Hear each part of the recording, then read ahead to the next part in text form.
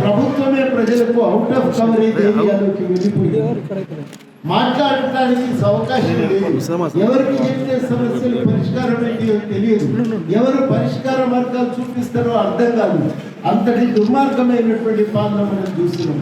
మనం ఎంత ఆవేదన వ్యక్తం చేసినా ఫలితం లేకుండా పోయింది.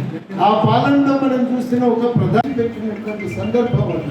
ఆ సందర్భం ఒకరిద్దరు నాయకులు కేసీఆర్ లాంటి వాళ్ళు తాము తప్ప ఈ ఉద్యమం కోసం కొట్లాడిన వాళ్ళు ఎవరు లేరు అని వాళ్ళు మాట్లాడారు. మనలాంటి వాళ్ళకి ఎక్కడ సహాయం ఇస్తే ఆయన పెద్దరికం ఎక్కడ పోతుందో అనే ఆలోచనతో ఉద్యమకారులను కనీసం గుర్తించకపోగా వీసమెత్తు సహాయం కూడా ఆయన చెయ్యలేదు. ఉద్యమకారులకు అవకాశం కూడా ఆయన కల్పించలేదు. ఇది మనందరికీ తెలుసు. అట్లా అధికారాన్ని చేజిక్కించుకొని తన ఇష్టానుసారంగా కొల్లగొట్టిండు తెలంగాణ రాష్ట్రాన్ని.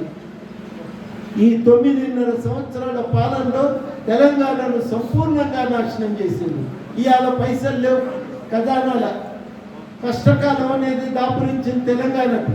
ఈ అప్పుల నుంచి తెలంగాణ బయటపడవలసిన అవసరం ఉంది.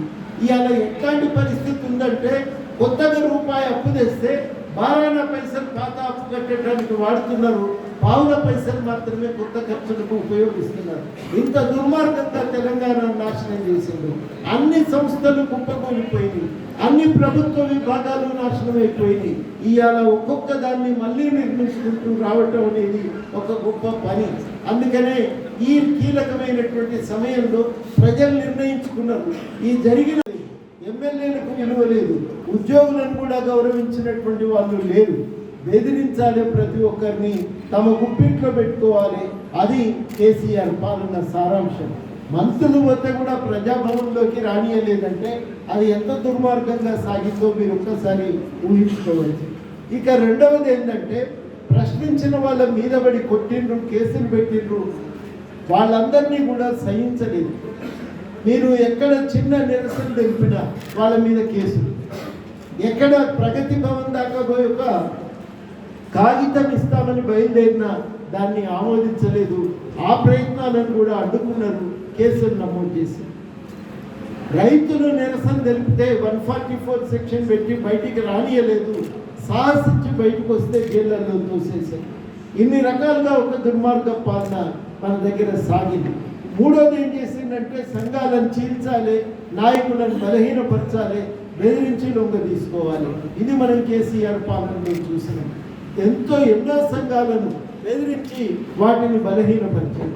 ఆ సంఘాలను తమకు అనుకూలంగా మలుచుకున్నారు. మొత్తంగా సమాజంపై తన పెత్తనాన్ని నిలుపుకోవటానికి వాటిని సాధనాలుగా వాడుకున్నారు. నాలుగోది ఏమైందంటే అధికారాన్ని అడ్డం పెట్టి అడ్డగోలుగా దోచుకోవటం. ఇది మీ అందరికీ తెలిసినటువంటి వాస్తవమే. ఇసుక వాళ్ళదే, గుట్టలు వాళ్ళవే, కాంట్రాక్టులు వాళ్ళవే, భూముల సెటిల్మెంట్లకు దిగి అక్రమంగా ప్రజలకు చెందిన సొమ్మును కాజేసింది కూడా వాళ్ళే. ఇన్ని రకాలుగా ఒక ఆస్తిని, సంపదను కొల్లగొట్టి తాము పోగేసుకోవటానికి ప్రయత్నం చేశారు. మీ అందరికీ తెలుసు 111 జీవో వెనకాల ఎంత కుట్ర జరిగిందో. జీవో ఎత్తేయటానికి ముందు తమకు కావలసిన భూములను తక్కువ ధర కొనుక్కొని ఏం చేసిందంటే జంట జలాశయాలు అవసరం లేదు, నేను సిద్దిపేట దగ్గర, గజ్వేల్ దగ్గర ఒక పెద్ద జలాశయాన్ని నిర్మించింది.